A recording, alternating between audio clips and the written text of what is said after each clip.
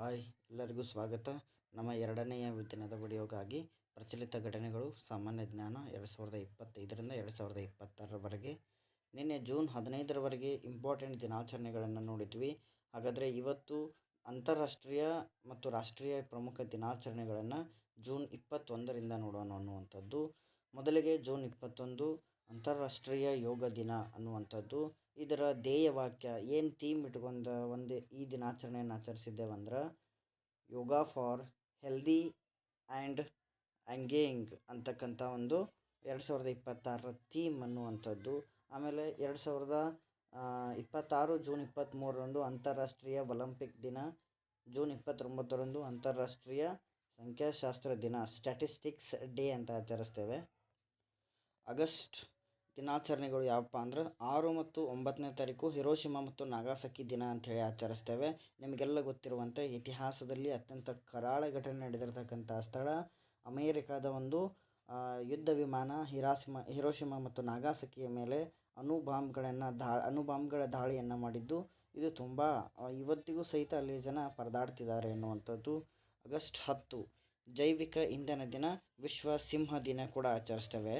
ಹಾಗೂ ಆಗಸ್ಟ್ 12 ವಿಶ್ವ ಆನೆ ದಿನ, ಆಗಸ್ಟ್ 20 ಸದ್ಭಾವನಾ ದಿನ, ಆಗಸ್ಟ್ 23 ರಾಷ್ಟ್ರೀಯ ಬಾಹ್ಯಾಕಾಶ ದಿನ ಅಂತೇಳಿ ಆಚರಿಸ್ತೇವೆ. ಇದರ ಜೊತೆಗೆ ವಿಶೇಷವಾಗಿ ಆಗಸ್ಟ್ 15 ಅನ್ನುವಂಥದ್ದು 80ನೇ ಸ್ವಾತಂತ್ರ್ಯ ದಿನಾಚರಣೆಯನ್ನು ನಾವು ಆಚರಿಸ್ತೇವೆ ಅನ್ನುವಂಥದ್ದು. ಹಾಗಾಗಿ ನೆಕ್ಸ್ಟ್ ಬರುವಂಥದ್ದು ಈ ವರ್ಷ ಆಚರಿಸ್ತೇವೆ 2026 ಆಗಸ್ಟ್ 15 ಎಲ್ಲಿದೆ ಅಂದರೆ 80ನೇ ಸ್ವಾತಂತ್ರ್ಯೋತ್ಸವ ಅನ್ನುವಂಥದ್ದು. ಪರಿಸರ, ಕೃಷಿ ಮತ್ತು ಆರೋಗ್ಯ ತಂತ್ರಜ್ಞಾನ ಇವುಗಳನ್ನು ನೋಡಿದಾಗ ಜೊಯ್ಡಾ ತಾಲೂಕು ಉತ್ತರ ಕನ್ನಡ ಜಿಲ್ಲೆಯ 83%ಗಿಂತ ಅಧಿಕ ಅಥವಾ ಹೆಚ್ಚು ಅರಣ್ಯ ಹೊಂದಿದ್ದು ದೇಶದ ಮೊದಲ ಸಂಪೂರ್ಣ ಸಾವಯವ ತಾಲೂಕು ಎಂಬ ಹೆಗ್ಗಳಿಕೆಗೆ ಪಾತ್ರವಾಗಿದೆ. ಅನಿಮಲ್ ಸ್ಟೆಮ್ ಸೆಲ್ ಬಯೋಬ್ಯಾಂಕ್ ಅನ್ನುವಂಥದ್ದು ಭಾರತದ ಪ್ರಪ್ರಥಮ ಅತ್ಯಾಧುನಿಕ ಅನಿಮಲ್ ಸ್ಟೆಮ್ ಸೆಲ್ ಬಯೋಬ್ಯಾಂಕ್ ಅನ್ನು ಹೈದರಾಬಾದ್ನಲ್ಲಿ ಸ್ಥಾಪಿಸಲಾಗಿದೆ. ಹಾಗೂ ಕೃಷಿ ಭಾಗ್ಯ, ಕರ್ನಾಟಕ ರಾಜ್ಯದ ಕೃಷಿ ಭಾಗ್ಯ ಯೋಜನೆಗೆ ಅಂತಾರಾಷ್ಟ್ರೀಯ ಮಟ್ಟದ ಮಾನ್ಯತೆಯೂ ಕೂಡ ದೊರೆತಿದೆ. ನೆಕ್ಸ್ಟ್ ಬರುವಂಥದ್ದು ಸ್ವಚ್ಛ ವಾಯು ಸರ್ವೇಕ್ಷಣ 2025ರಲ್ಲಿ ಮಾಡಿದ್ದಾರೆ. ಇಂದೋರ್ ನಗರವು ಪ್ರಥಮ ಸ್ಥಾನವನ್ನು ಪಡೆದುಕೊಂಡಿದೆ ಎನ್ನುವಂಥದ್ದು. ಹಾಗಾಗಿ ನಮ್ಮ ಕರ್ನಾಟಕದಲ್ಲಿ ಅತಿ ಶುದ್ಧವಾದ ಗಾಳಿಯನ್ನು ಸಿಗುವಂಥ ಸ್ಥಳ ಯಾವಪ್ಪ ಅಂದ್ರೆ ಕರ್ನಾಟಕದ ಕಪ್ಪತ್ ಗುಡ್ಡ. ಇದು ಏಷ್ಯಾದೊಳಗೆ ಅತಿ ಪ್ಯೂರ್ ಆಗಿ ಸಿಗ್ತಕ್ಕಂಥ ಗಾಳಿಯನ್ನು ಹೊಂದಿದೆ ಅನ್ನುವಂಥದ್ದು. ನೆಕ್ಸ್ಟ್ ಬಂದುಬಿಟ್ಟು ಜಾಗತಿಕ ಶೃಂಗ ಸಭೆಗಳು ಮತ್ತು ವಿಶ್ವ ನಾಯಕರು ಯಾರ್ಯಾರು ಪಾರ್ಟಿಸಿಪೇಟ್ ಮಾಡಿದರು ಅನ್ನುವಂಥದ್ದು. G7 ಶೃಂಗಸಭೆ 2025ರಲ್ಲಿ ಕೆನಡಾದಲ್ಲಿ ಹಾಗೂ 2026ರಲ್ಲಿ ಫ್ರಾನ್ಸ್ನಲ್ಲಿ ನಡೆಯಲಿದೆ. ಸದಸ್ಯ ರಾಷ್ಟ್ರಗಳು ಕೆನಡಾ ಮತ್ತು France, Germany, Italy, Japan, UK, USA ಮತ್ತು EU ಅಂತಕ್ಕಂಥ ದೇಶಗಳು. SCO ಶೃಂಗಸಭೆ ಅಂದ್ರೆ ಚೀನಾದ ಟಿಯಾನ್ಜಿಂಗ್ ನಗರದಲ್ಲಿ ನಡೆದು ಶಾಂಘೈ ಸಹಕಾರ ಸಂಸ್ಥೆ ಶೃಂಗಸಭೆಯಲ್ಲಿ ಪ್ರಧಾನಿ ನರೇಂದ್ರ ಮೋದಿಯವರು ಸಹಿತ ಭಾಗವಹಿಸಿದ್ದರು ಅನ್ನುವಂಥದ್ದು. ಹಾಗಾದರೆ UNOದ 80ನೇ ಸಾಮಾನ್ಯ ಸಭೆ ನ್ಯೂಯಾರ್ಕ್ನಲ್ಲಿ ಆಯೋಜನೆಯಾಗಿತ್ತು. 2025ರ ಒಂದು ವಿಶೇಷ ಘಟನೆಗಳು ಅಂದರೆ ಮಹಿಳಾ ಪ್ರಧಾನಿಗಳು 2 ದೇಶಕ್ಕೆ ಸಿಕ್ಕಿದ್ದಾರೆ ಅನ್ನುವಂಥದ್ದು. 2 ದೇಶದಲ್ಲಿ ಒಂದು ಜಪಾನ್ನ ಮೊದಲ ಮಹಿಳಾ ಪ್ರಧಾನಿಯಾಗಿ ಸನೆ ತಕೈಚಿ ಮತ್ತು ನೇಪಾಳದ ಮೊದಲ ಮಹಿಳಾ ಪ್ರಧಾನಿಯಾಗಿ ಸುಶೀಲಾ ಕಾರ್ಕಿ ಎಂಬುವರು ಆಯ್ಕೆಯಾಗಿ ಬಂದಿದ್ದಾರೆ ಅನ್ನುವಂಥದ್ದು. ನೆಕ್ಸ್ಟ್ ಬರುವಂಥದ್ದು ಖಾಕೋರಿ ರೈಲು ಕಾರ್ಯಾಚರಣೆಯ 100ನೇ ವರ್ಷಾಚರಣೆ ಅನ್ನುವಂಥದ್ದು. ನಿಜಕ್ಕೂ ಈ ಒಂದು ಘಟನೆಯನ್ನು ಕೇಳಿಬಿಟ್ರೆ ಒಂಥರ ಸ್ವಾತಂತ್ರ್ಯ ಸಂಗ್ರಾಮದ ಒಂಥರ ನಿಜಕ್ಕೂ ಸಹಿತ ಹೇಳಲಿಕ್ಕೆ ಆಗಲಾರ್ದಂಥ ವಿಡಿಯೋ ಅದೊಂದು.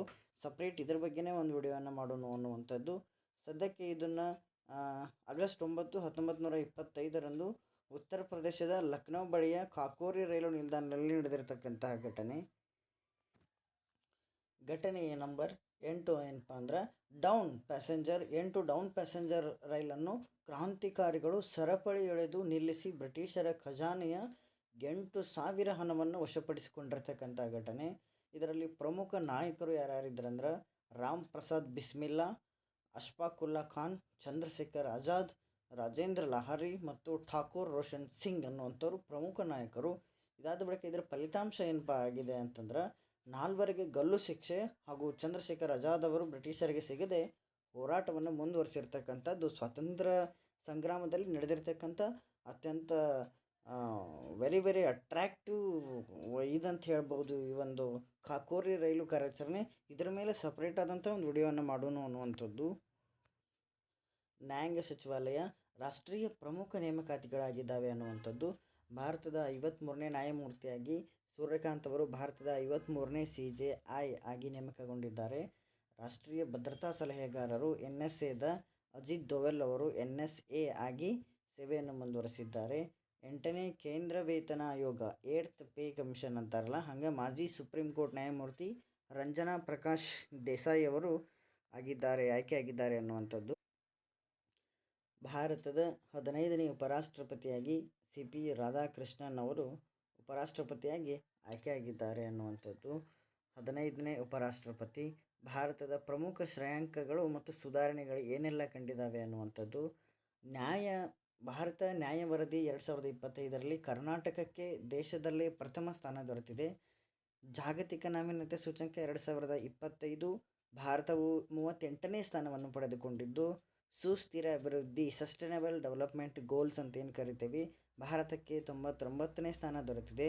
131ನೇ ಸಂವಿಧಾನ ತಿದ್ದುಪಡಿ ಮಸೂದೆ 2026ರಲ್ಲಿ ಲೋಕಸಭೆ ಸ್ಥಾನಗಳನ್ನು 543ರಿಂದ 850ಕ್ಕೆ ಹೆಚ್ಚಿಸಲು ಮತ್ತು ಶೇಕಡಾ 33ರಷ್ಟು ಮಹಿಳಾ ಮೀಸಲಾತಿಯನ್ನು ಜಾರಿಗೆ ತರಲು ಮಂಡಿಸಲಾಯಿತು. ವಿಜ್ಞಾನ ಮತ್ತು ಬಾಹ್ಯಾಕಾಶ ರಕ್ಷಣಾ ಕ್ಷೇತ್ರದ ಮೈಲಿಗಲ್ಲುಗಳು ಏನಪ್ಪ ಅಂದ್ರೆ, ಇಸ್ರೋದ ಉಪಗ್ರಹ ಉಡಾವಣೆ. ಇಸ್ರೋ ಸಂಸ್ಥೆಯಿಂದ ಸೇನಾ ಸಂವಹನ ಉಪಗ್ರಹ CMS-03 ಅನ್ನು ಯಶಸ್ವಿಯಾಗಿ ಉಡಾವಣೆ ಮಾಡಲಾಗಿದೆ. BSF ಡ್ರೋನ್ ಯುದ್ಧ ಶಾಲೆ. ದೇಶದ ಮೊದಲ ಲೆವೆಲ್ BSF ಡ್ರೋನ್ ವಾರ್ಫೇರ್ ಸ್ಕೂಲನ್ನು ಮಧ್ಯಪ್ರದೇಶದ ಗ್ವಾಲಿಯರ್ನಲ್ಲಿ ಆರಂಭಿಸಲಾಗಿದೆ.